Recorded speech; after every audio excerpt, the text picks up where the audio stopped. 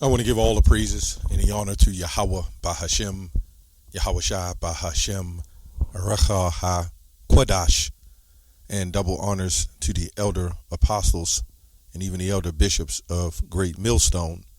Honors as well to your other brethren, your fellow believers and followers of this truth, even you few sisters, and shalom to the elect. So anyway, elder brother from DC called me this morning.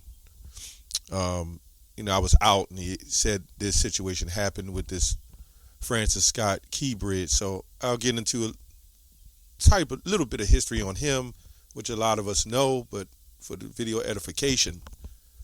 But then I remembered this brother here, screen channel here. What is this screen channel? Yahweh Shah's Prophecies, right? Let me see here. Yeah, GMS Yahweh Shah's Prophecies, which is my oldest son. And he goes to work and he crosses that bridge. And this is the crazy thing. He works the afternoon shift. In the afternoon shift, like 4 to 12. Sometimes he's a little later because he has to stay. He's obligated to stay until it's time to leave. And right at that time, about 1:30, 1:35 is when this incident happened. 1:35 a.m. in the morning, by the way. And the crazy thing is, the job laid him off like a month ago. And they didn't give him an answer. They didn't know. We didn't know why. We had no clue why they laid him off. They never called him back. Nothing. I mean, nothing that we knew there was concrete proof. He kind of told me that somebody on the job was acting out on it, on his shift, but that's all we knew. Me personally, I'm always I coach brothers ahead at camp. I tell brothers to fight, file appeals. That's the name of the game, appeals. Appeals put everything in a stall process where nobody's guilty, nobody's innocent.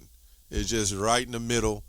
So you got to continue until you're proven guilty or innocent. Kind of like court. But he said he wanted to move on anyway because it was a lot of, driving. He's burning a lot of gas and he just wanted to get something closer. But anyway, so I said, hey man, you got to go find another job, do what you got to do. He might, in some cases, work with me or whatever the case is. So right after as we know, the Passover, we throw up the blessings and the cursings, right?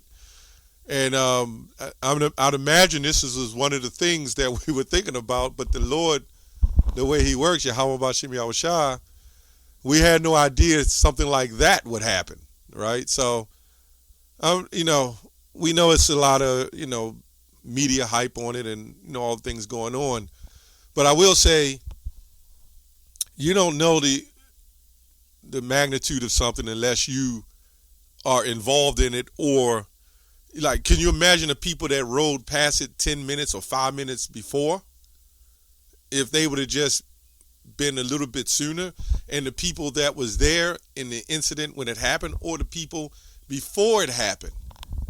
So the terrors of the Lord is something, right? Psalms 47:2 says the Most High is a terrible king over all the earth, and that just means the most feared. Now, this is just a small situation compared to the drama and the troubles that's going to come, in Babylon and throughout the world. But Babylon, mainly, this is a sign, and I believe that this is a sign. The ship hit and cracked the bridge up. Now, when you go back to Francis Scott Key, going back to the 1812, right? Now, we know all this was built off of slavery and bloodshed. They have this thing called the Anti-Debt League, the ADL, right? I have no understanding why the rap videos and rap music ain't involved in that either. Or the bloodshed that transpired to these rappers and broken families and crack addicts the root cause of it, and why isn't that being held responsible? Because Yahweh Bashem Yahweh Shai used them to do his work. And then ultimately, it's going to be cleanup time. I'm going to read Ecclesiastes 3:15, right? It's Ecclesiastes 3:15. It says, that which have been is now, and that which is to be has already been, in Yahweh Bashem Yahweh Shai require that which is past. So nobody gets away. Even in this man's system, if you kill somebody, you shoot somebody, and 50 years go by, you 70, 80 years old, they're still going to bring you to justice if cold case catches you. But when you see generational wealth and how it was established, everybody turns a blind eye on it, right? And it's no big deal, okay? Now, I'm going to read this little clip. It's not much, but I'm going to read a little bit. It says, the lyrics of the Star Spangled Banner. By the way, here in Baltimore, when you're in the elementary school, you have to go visit, you got to go visit the memorial of the War of 1812, the Star Spangled Banner, the ships, Fort McHenry, let me say that. You have to visit it here in Baltimore. I remember going on the trips, right? So, yeah. And Edgar Allan Poe and all that, they kind of forced it on the children. And I remember they always said great things about Francis Scott and the saving of the country and so forth and so on, right? But here we are today, we understand different, which tells you everything was a lie. And this is what we go into Christianity. At that time, there was another point of Christianity dealing with this situation where they forced slaves to convert to Christianity and told them they'd be free. And they wasn't free, right? Anyway, the lyrics of the Star Spangled Banner come from Francis Scott Key's poem, Defense of the Fort McHenry, which he wrote on board a negotiating ship during the Battle of Baltimore.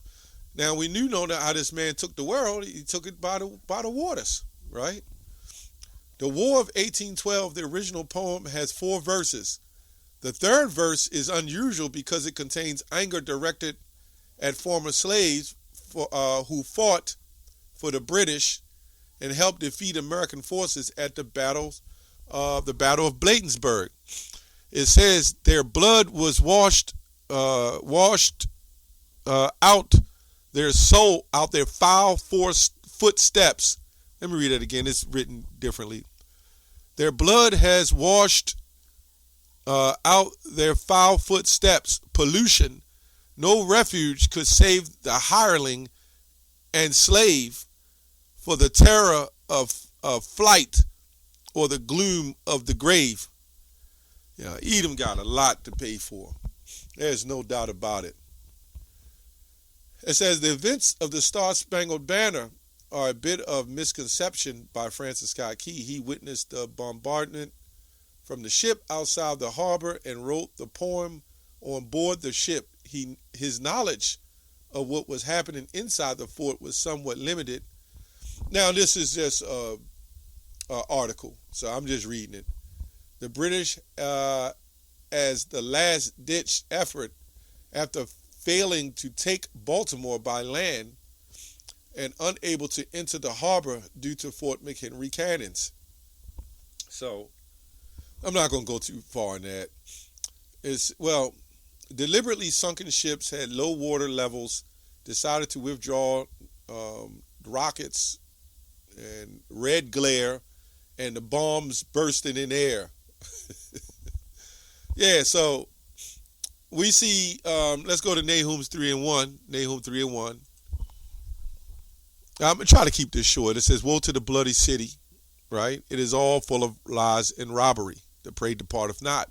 We can also go to Habakkuk 2, which I think I'm going to go there real quick, because that is very relevant when we're talking about this situation. Let's go to Habakkuk 2, and I always say I'm going to try to keep it short, but something else comes up.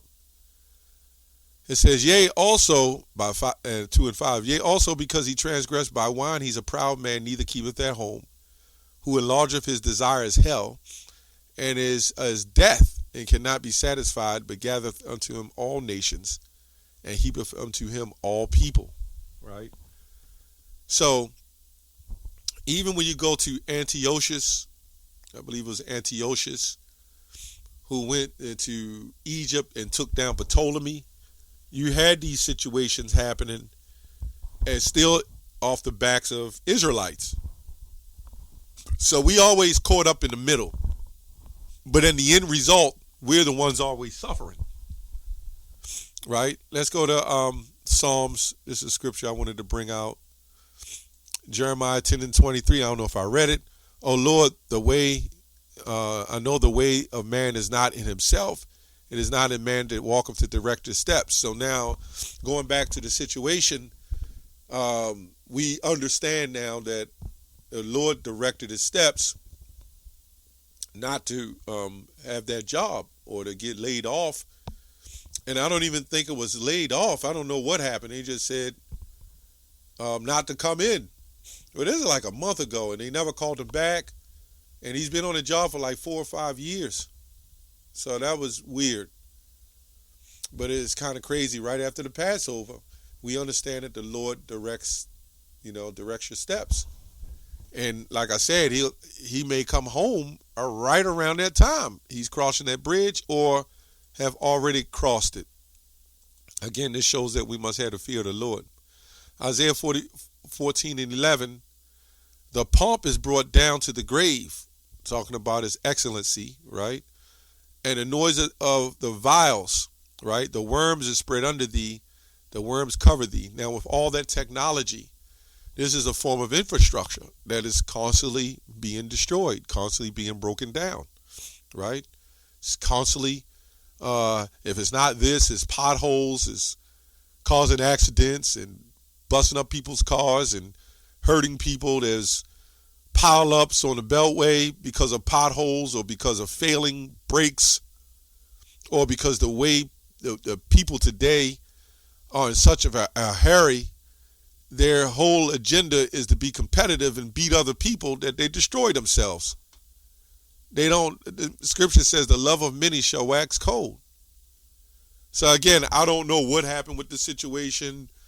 It all may be exposed, or it's always, when you see these situations, it's always 10 sides, Well, you could say it's one side and the other side, and somewhere in the middle is the truth, right? And then it would be up to you to make that decision, because media coverage, they cover what they want and they put out what they want you to hear. And it's always a leak. But then that's not always credible, or it's not always foolproof. So at the end of the day, we just take it like it's the act of the Lord. This is also going to cause, a financial situation, right? Where there's going to be a lot of lawsuits. That people are going to miss work. You name it. This is going to cause a heck of a lot of problems, right? This is going to cause a lot. Psalms 5 and 11.